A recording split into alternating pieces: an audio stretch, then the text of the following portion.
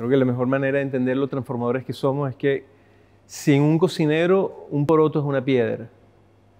Una piedrita que no sirve para nada, no la puedes comer así como la consigues, no es alimento cruda. Y hasta que nosotros no inventamos la posibilidad de hervir, con todo lo que implica, el recipiente donde podíamos contener y podíamos además subir la temperatura, que fue el trabajo de un cocinero, nosotros siempre hubiésemos visto el poroto como una piedra y lo transformamos en un alimento excepcional, que viene siendo justamente el poroto como alimento de la humanidad. Entonces, en ese sentido, somos grandes transformadores.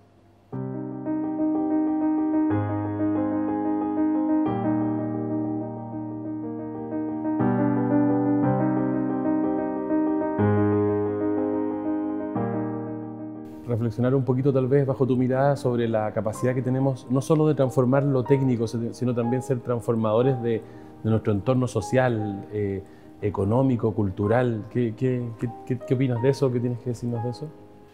Es que es inevitable, viene asociado automáticamente al hecho de la profesión del mundo de la cocina, la transformación, porque es el acervo en donde curiosamente somos más conservadores. Es decir, la humanidad suele permitir que hayan cambios en sus ritos, en sus cantos, en su poesía, en su pintura, en su manera de ver la vida, pero con la gastronomía nosotros tendemos a ser muy conservadores. Y es por una razón, y es que nos sentimos identificados muy fuertemente con el hecho gastronómico. Es decir, no me cambies la sopaipilla porque esa sopaipilla soy yo. Entonces, los cocineros de alguna manera siempre son como esa especie de ejército, por decirlo de alguna manera, que de manera constante está guardando un conocimiento y un ADN que hace que uno se sienta parte de algo. ¿De dónde parte este relato? ¿De dónde comienza? Que nos empezamos a transformar en estos transformadores que decíamos recién. El relato empieza cuando supimos dominar el fuego. No es nada fácil dominar el fuego. Hoy en día para uno es como automático, porque uno tiene un fosforito y prende el fuego. Pero si tú y yo estuviésemos en este momento en el Cerro Manquehue arriba y nos dijeran con lo que tienes acá, prende el fuego, al momento en que yo lo deseo, porque eso es el dominio de esa tecnología, no sabríamos ni siquiera cómo hacerlo.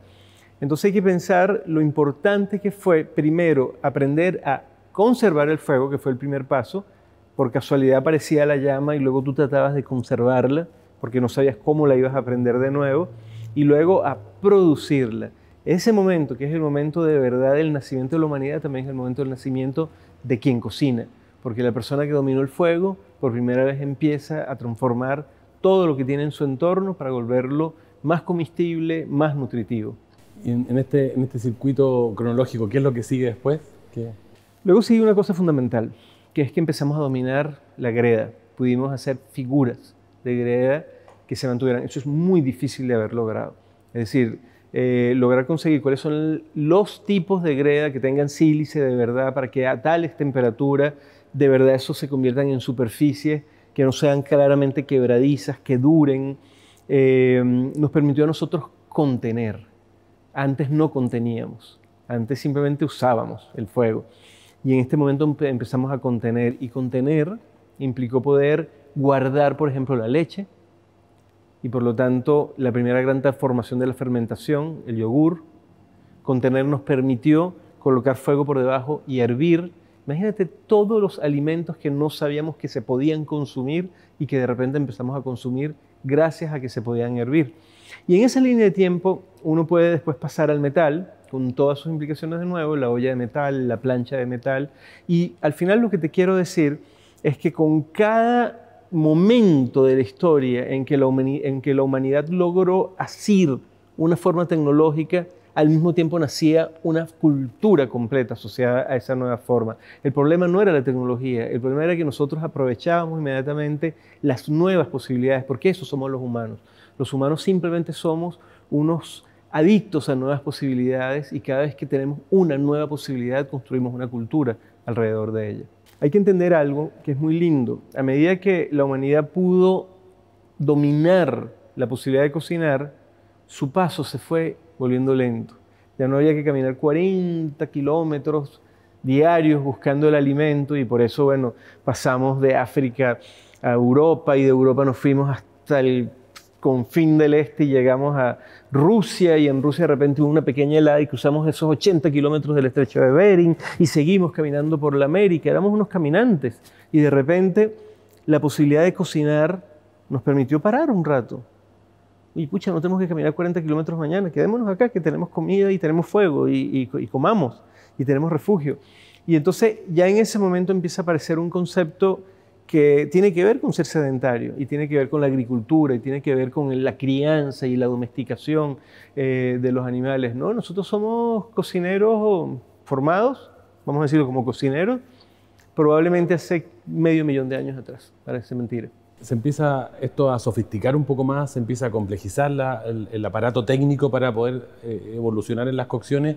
¿Qué sigue después en términos del tiempo? Es una linda pregunta. ¿Qué sigue después en el tiempo?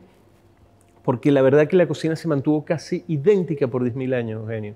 Tú ves un poco cuál era la forma de una cocina y el tipo de platos y de técnicas que se empleaban hace 10.000 años y lo ves en inicios de 1800, del siglo XIX, la diferencia es mínima.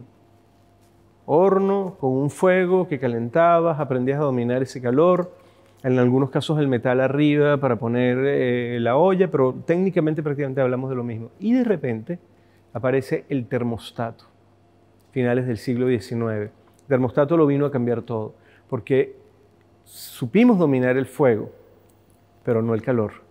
Nosotros dominábamos la fuente de esa temperatura, pero nunca pudimos dominar la temperatura. La única vez que los humanos logramos dominar la temperatura fue la única vez con el baño de María.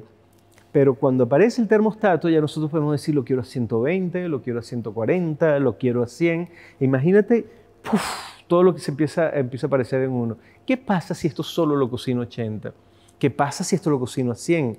¿Qué pasa si lo cocino a 180? Empiezan a aparecer incontables platos que nosotros no sabíamos que podíamos dominar, desde un queque hasta un soufflé, por decirlo de alguna manera. Y por supuesto, el salto más grande, que apenas lo estamos empezando a vivir, tú, yo, ustedes chicos y chicas que me están viendo en este momento, que están empezando en el mundo de la cocina, son parte de la primera generación en la historia de la humanidad que tiene, además del dominio del calor, el dominio del frío. Y eso es único. Es decir, no solamente aprendimos a dominar el calor a un grado de precisión que llega al grado, como en el caso de un termocirculador de sous vide o un horno de primera generación de convección, sino que podemos dominar no solo el frío y qué frío y en qué tiempo. El abatidor, por ejemplo, es un ejemplo de eso. Lo que yo le diría a una persona que empieza en el mundo de la cocina es que sea permeable a lo que está pasando, a las tecnologías, que trate de entender qué hay ahí, porque el tema no es ver un Thermomix como una licuadora, el tema es ver qué harías tú ahora que tienes un Thermomix en la mano. Esa es la mirada histórica de la humanidad siempre fue esa. Ahora que tengo esto acá, ¿qué eres capaz tú de crear? Hemos hablado de pasado y de presente, ¿y qué vemos hacia adelante en términos de esta transformación de tecnologías, de uso? Yo lo que siento hacia adelante es mucho optimismo en este momento, porque esto es un oficio que se convirtió en una profesión formal. Es decir, lo que históricamente fue un oficio que se aprendía con un maestro, trabajando al lado del maestro, hoy en día es una profesión con toda la rigurosidad de cualquiera de las profesiones que uno pueda nombrar. Y eso es muy importante porque hay que alimentar ahora a casi 8.000 millones de personas. Es decir, hay que hacer que sean felices y sean servidas 8.000 millones de personas y no 500 millones de personas. Es decir, anteayer, en la época de nuestros abuelos, éramos 1.000 millones de personas. Entonces, tenemos en este momento gente que es capaz de lograr lo que un abuelo nuestro lo podía lograr para 10, lograrlo igual de bueno para 1.000 al mismo tiempo, en un evento grande, por ejemplo. Entonces yo soy optimista, yo lo que siento es que no se van a perder nuestras tradiciones, porque en este momento existe la posibilidad de dársela mucho. ¿Sabes qué sería muy grave? Que en este momento un plato tradicional fuese complicado de hacer y por lo tanto solamente empiecen a comerlo aquella minoría privilegiada que está alrededor de alguien que lo sabe hacer y no todo el mundo. Y es todo lo contrario. Es decir, hoy en día, por muy tradicional que sea un plato, hay la forma de masificarlo y a mí me parece eso fundamental para la preservación de las tradiciones en un mundo cuya curva de crecimiento demográfico es exponencial. Palabras relacionadas con lo que tú acabas de contar, pero dirigidas principalmente a los jóvenes, a los cocineros que están partiendo. Yo siento que tienen una oportunidad de oro en este momento, porque están en el medio como traductores además, o sea, no es que están en el medio y ya, un medio, digamos, no, inerte, no, son parte activa en ese medio de dos mundos. En un brazo tienes la historia, las tradiciones, tu cultura, tu acervo, y en otro lado tienes las posibilidades. Llámalas tecnológicas o no, pero son las posibilidades. Cuando tú en un brazo tienes la historia y en el otro lado las posibilidades, eres un transformador. Entonces, ¿cómo logras tú ser un transformador de esa manera?